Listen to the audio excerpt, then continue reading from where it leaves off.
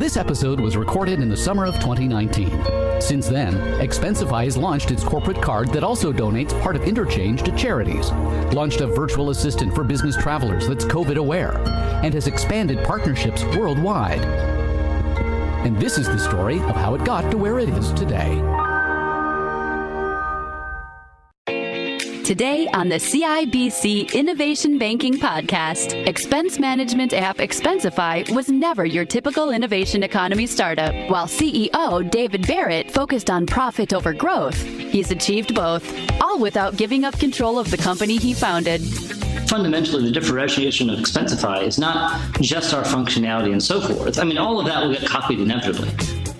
Our real long-term differentiation is how we acquire customers, and that we do it in a way that is dramatically lower cost of sale, or it really has no cost of sale because we actually have we don't spend anything for customer acquisition. It's 100% organic. And as such, we're able to reach parts of the market that no one else can. On this episode of the CIBC Innovation Banking Podcast, we turn the Silicon Valley business model on its ear. Here is Michael Hainsworth. David Barrett is a maverick CEO. As startups flooded Silicon Valley, he built his more than 1,000 kilometers away in Portland, Oregon. When MBAs told him Fortune 500 companies were his target clients, he targeted small to medium-sized business. And while venture capitalists worshipped at the altar of growth, he built his temple out of profit. We began our conversation by talking about how he never intended to get into the expense management business in the first place. So let's rewind the clock to 2008. You've described filing expense receipts as super boring, tedious work. So why on earth did you ever want to go deeper down that rabbit hole? Well, the funny thing is, actually, it was kind of an accident. My last startup got acquired, and I lived in the Tenderloin in San Francisco, and I wanted to build some platform to help distribute secure money to the homeless where they couldn't be spent on alcohol and drugs, because San Francisco has great facilities, but only if you show up sober. And so I started building a platform around prepaid debit cards, basically around just giving a debit card to the homeless that would charge back to my credit card in order to, give out money and help people out. But I went to the banks with this idea, and they're just like, what? No, we're not going to help you build this weird platform to give up money. I'm like, all right, I need to sound low risk. I need to sound boring. I'm like, what is the most boring application of these cards I can think of? And I'm like, expense report. So that's actually how I got into it. I'm like, yeah, forget all that. This is going to be a card that business owners give to their employees. They can specify spending limits on it, and then every purchase made by the employee goes back to the business owner's credit card so they can get the miles.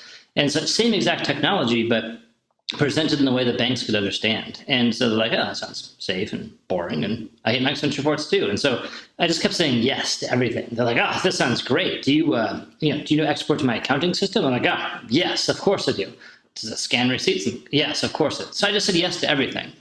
People seem to really like this expense reporting system. I should just do that. And so that's how I got into it. It's funny you say the phrase that really appeals to me as someone who he himself has jumped into the entrepreneurial waters.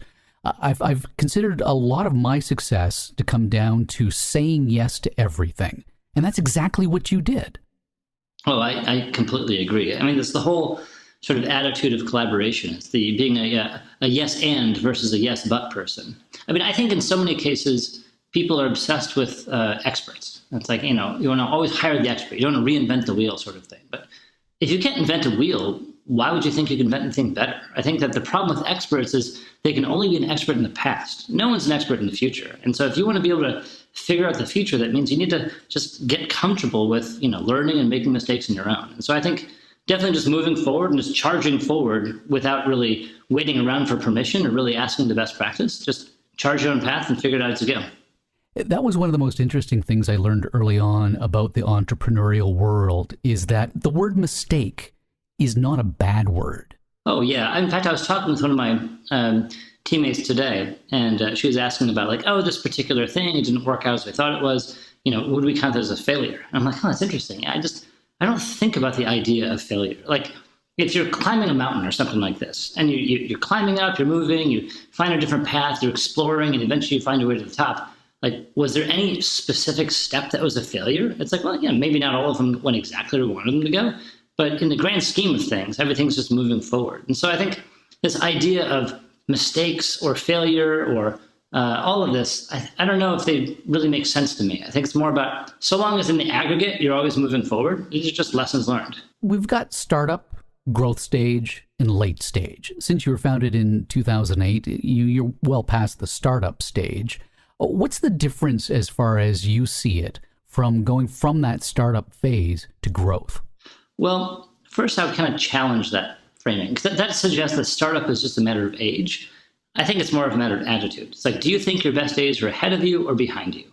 And I think that our best days are definitely ahead of us. And so I think we're every bit as innovative or startup centric as before. Like, certainly in Silicon Valley, I think there's sort of this mythos of a company starts off, it's a couple, kids in garage, things are really awesome, but then eventually you hire some older people and they bring in the experience, and sure, things grow, but things slow down and it's not as fun. You get a board in place, and then they make a bunch of sort of boring decisions, and the business grows, but all the innovations behind it, and all your best people leave. And there's kind of this notion of like startup entropy, where you start off really dynamic, and then you end up just kind of really boring. And I've really pushed back on that. I would say that only happens if you let it happen to you. Gross profit is not the same as net profit. Expensify is actually profitable. We put cash in the bank every month. And so as a result, we're not really beholden to the Silicon Valley sort of norms that you always just have to be raising money and spending money and so forth. We just control our own destiny. And that means that we can hire who we want, we can grow how we want. And as such, I think that we have far more control and a far greater appetite for risk now than ever before. And so I think from a startup perspective, if it's tolerance of risk, if it's enthusiasm for the future, like now is a much better time to be at the company than ever before. Yeah, but how many startups do you know that are profitable? I can't imagine there are a lot of two kids in a garage scenarios looking at you, considering you in their category. I mean, I agree they probably aren't, but that doesn't mean they shouldn't. This whole idea that startups can't be profitable, it's like, you're like, oh yeah, profit's anathema to growth. I'm like, well, what are you talking about? The largest companies in the world are also the most profitable. I think people choose the wrong companies to model themselves after. It's sure, if you just model just after the startups out there that are just hemorrhaging cash, then shocker, you're going to hemorrhage cash too. But I've always taken my inspiration from the real businesses that have been around for a long time and will be here forever. You didn't take on the big boys in the space when you launched. Venture capitalists might argue you should have been knocking on the doors of the Fortune 500 companies. Tell me about the entrepreneurial strategy of finding big growth, helping little companies. Well, actually, I would say, like most things, I wouldn't claim there's a lot of, genius foresight into it. It's really just about paying attention to what's working, even if no one thinks it's possible. So when we started off, we were going after the little guys just because that's all we knew. But because we were, kind of the standard for Silicon Valley, some of our little guys became big guys really fast. We've always had a policy of, we're not really going to go after anyone because we don't do any marketing. We don't do any outbound calling. It's 100% inbound, and we just take whoever comes. And some of those companies just grew very large. And so as a result, we ended up building an enterprise product. So we can support pretty much anyone in the Fortune 500 if we choose to. And once we found it's like, wow, we have this enterprise product that we just didn't really expect to build. Well, and now we've got these large Fortune 500 companies reaching out to us, and we're like, that's great, we'll take the call. The problem is, Fortune 500 sucks. It's just like a ton of work for very little revenue. Finding because it's so competitive up there and everyone knows how to find them and everyone's competing for them, all of your margins just fall apart. And so as a result, we're realizing, wow, we can just make way more money on a customer half the size in absolute dollars. And so why would we talk to this larger customer that is just going to be so much work and require a tremendous amount of management and engineering and things like this? I can just get so many more customers and so much more raw cash at much higher margin by going for a mid-sized customer. And so I would say actually mid-market to SMB is really our sweet spot, because that's the place where classic business models kind of fail. I think that fundamentally the differentiation of Expensify is not just our functionality and so forth. I mean, all of that will get copied inevitably. Our real long-term differentiation is how we acquire customers, and that we do it in a way that is dramatically lower cost of sale, or it really has no cost of sale because we actually have we don't spend anything for customer acquisition. It's 100% organic. And as such, we're able to reach parts of the market that no one else can. Because I think I've kind of maybe have a different view of the market. Like we have something like 80,000 customers. Let's say the sum of all of the competition combined has maybe another 80,000 customers. Let's round up. Let's call it maybe 200,000 companies in the entire world use any form of expense management. But there are 20 million businesses in the US alone. And so I think that and every single one of these businesses has some kind of expense problem, because every business has expenses. Not all of them have revenue. Certainly most of them have profit, but all of them have expenses. So literally every business on the entire planet has this problem, and a vanishingly small fraction, it's scratching the bare surface, is the entire expense management industry so far. And so when we went into this industry, we're like, why is everyone so obsessed with these incredibly unusual and low margin customers at the top, when the 99% of the opportunity is actually very simple, has very basic repeatable requirements, and is willing to pay an insanely high margin to get it? So no, I just think everyone's missed the boat on the big opportunity because they have a business model, or more importantly, a customer acquisition model, which is focused on just the Fortune 500, because that's the people that are easy to find. You have to look a bit harder and have a business model that can reach the rest of the market if you want to capture the rest of the market. You said something interesting back there. You said at the SMB level, the small to medium-sized business level, classic business models fail. What do you mean by that? Well, I would say there's a huge gulf between consumer acquisition and enterprise acquisition. Because in fact, when I got into this space, I'm like, I'm going to do expense management. Everyone's like, I know exactly how your business is going to go. They're going to put together a commission-based sales force who's going to go out, beat on the doors of the Fortune 500. They're going to lock in a 3-year contract for large commission, which is going to go into a large product management organization for the multi-year commitments you're going to have to make. That, of course, is going to be handed over to a large account management team, which is going to try to land and expand over time. Your entire business model is completely predictable. And I would say literally every one of our competitors is trying to follow that same model. And so as such, they're all advertising in the same places for the same economics. They're all hiring and trading back and forth the same salespeople. They all have everything about their business is exactly the same: the economics, the engineering, the strategy, everything. And so I don't know how you can disrupt an industry by literally exactly the same as everyone else. Our approach is very different. Like, we don't advertise. And so as a result, we don't have a business model based around salespeople. Like, we don't have any salespeople. We don't actually do any outbound calling. That means we have no commission structure. Without a commission structure, that means we aren't doing multi-year contracts. Like 99 or 90% of our revenue is just month to month on a credit card. And so as a result, we don't have to lock people in and oversell the product. We just build a product and then people just buy it. And so this means that the customers that we have are largely self-service. They actually don't have any sort of commitments from us, and we just build and release when we need to. And so it makes for a completely different internal structure for the company. And as a result, this means that we have vastly higher margin than everyone else. Like, we're insanely profitable and growing faster than everyone else with more customers than everyone else. And so this is only possible because our business model is so different. If it were possible to do by just tweaking a few of the variables by one of the existing business models, I'd say any of our dozen or so competitors would have figured out that mix of knobs. But no, we have a completely different machine, which produces a completely different result. So did you go into that deliberately? Did you build the business saying, I've looked at the traditional way of building a business model for a company. Everyone else is going to do it that way. We're going to go about it a different way. Or did you just sort of start putting the pieces together over time, and then you step back and you realized you had something unique? Oh, it was definitely the latter. I mean, it's easy to look back in hindsight and be like, I did all this research and studied things and figured out the opportunity and went after it. I'm like, no, it didn't work like that at all. As I mentioned, I didn't intend to make this business. Right. And the only reason I did it was because people were so excited. Like, at this conference, I can't tell you how many just strangers came up and just give me creepy hugs. They're like, you're going to save me so much time. And it's like, really? Why? Just tell me, what is it you think that I'm doing, and why do you care so much? And after you talk to, a couple thousand business travelers, they're just like, I hate all of the options out here so bad. And you're like, well, why do you hate it specifically? And then I realized there was so much pain on the Business Traveler. I'm like, oh, I could solve that, I guess. I'm an engineer. I could just build that. And then I'd talk to all the experts, and they'd be like, what are you talking about? That's never going to work. When are you going to hire your sales team to go after the CFOs? I'm like, I don't know. I'm just going to sell straight to employees. So like, well, how does that work? Because employees don't choose their own expense management. I'm like, it just seems like they're using Excel or really nothing at all. I mean, like, it just feels like they're willing to buy. I'm like, well, that's crazy. People are going to get fired if they try to do it. I'm like, I don't know. It doesn't seem like people are getting fired. It just seems like it's working. And it's only after quite a long period we sort of realized why it was working.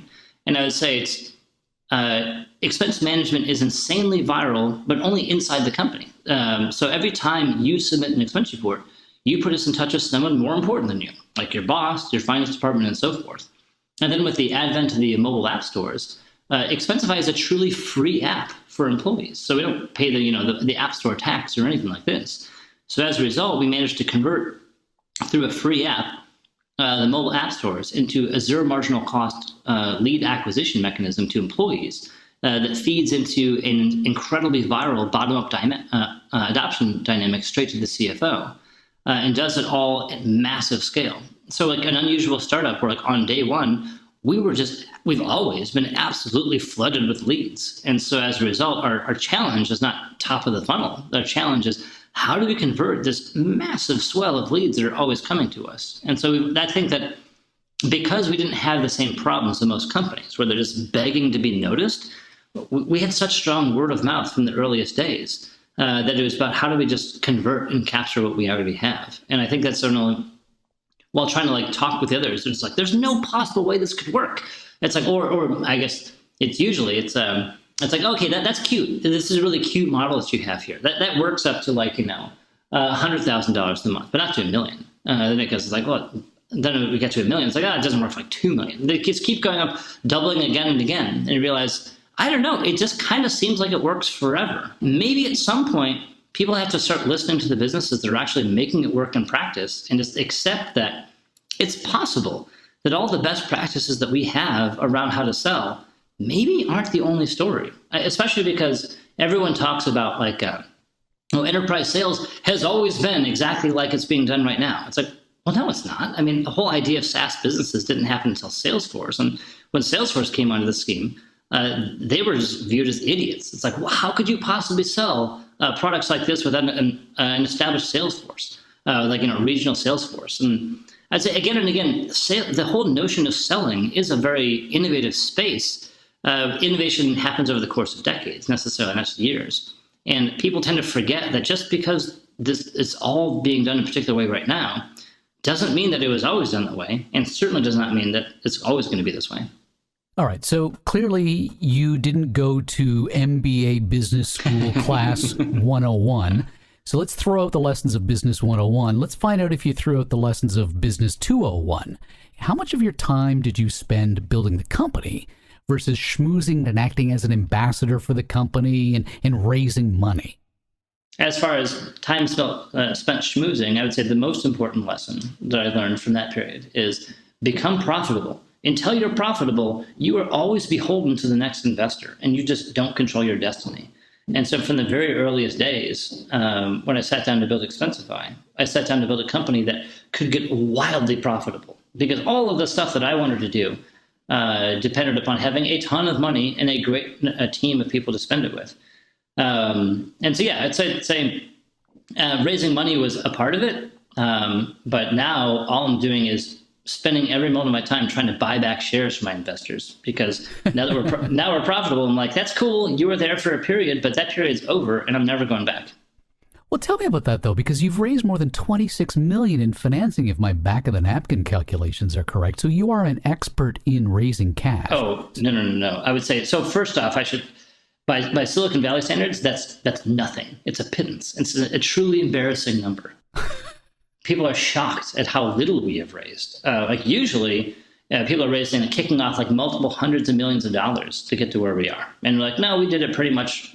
The vast majority of our business is built through profit and through the money that we actually earned, which makes for a very different company culture. When it comes to raising money, I'm terrible at it, actually, because I don't know how to spend it. And more importantly, I know I'm too honest about the fact that I don't really need it. Like, because, I have conversations early on with investors, and I'm like, I'm going to raise this money. It's going to be great. Like, what are you going to spend it on? I'm like, well, I don't know, maybe advertising. They're like, why? You haven't advertised to date. Everything's growing. Why would you advertise? It's like, yeah, maybe I'll spend it on this other thing. They're like, why? Engineers don't cost that much. And in the end, I could just never really convince anyone that I needed the money. And so therefore, I didn't really raise that much. And lo and behold, I didn't really need it in the first place. So it's cool. And so I'm glad that we raised so little money. It's amazing. So then why was a debt facility from CIBC a logical step? Oh, well, debt and equity are very different things. I think that it's funny. So in Silicon Valley, profit is anathema. Basically, it's a heresy. It's basically like profit is viewed as just missed opportunity. And when I would talk to investors about trying to make a profitable business, I would just get blank stares. Like, people would literally ask me, like, why? Like, why make a profitable business? And forgetting that the point of business is not just to, sell equity. The product I'm trying to sell is not Expensify as a company, but Expensify as a product to individual customers. And so I think first off, we just got profitable just because I'm like, I want to own my own destiny. But now that we're profitable, we realize, wow, profit can be leveraged through debt in a super powerful way, in a super non-dilutive way. And so CIBC for us was fantastic. I mean, we talked with a number of different debt providers, and I think we just really hit it off with Paul. And they've just been so incredibly flexible for finding different covenants and terms and just really understanding what we're trying to do with the business and really finding a way to make the numbers work. No, so debt is fantastic. Equity I could do without, but debt is fantastic. So you've been programming since you were in the first grade? Yeah. I started when I was 6 back in you might remember the Radio Shacks would have those Tandy computers. And so we'd go to the mall. My parents would drop me off at the Radio Shack and they'd go shopping. And we'd come back and I'd have like this little bat flying around the screen or something like this. And so, so I started when I was 6, computer graphics and video games. Throughout middle school and high school, I was writing 3D graphics engines. I worked in the virtual reality lab at the University of Michigan. Then I got into the game industry in Texas for a while. I did a voice over IP, video conferencing, screen sharing, then ultimately PDP content distribution with Red Swoosh. And so most of my technology background is like hard technology. It's like, really, really difficult sorts of things. So it's an unusual profile for the expense report magnate that I've become. Learn more about the innovation economy, how to build a minimal viable product, retain that entrepreneurial spirit in the face of growing headcount, and how to take your company global. Subscribe to the CIBC Innovation Banking Podcast with Michael Hainsworth at cibc.com/innovationbanking.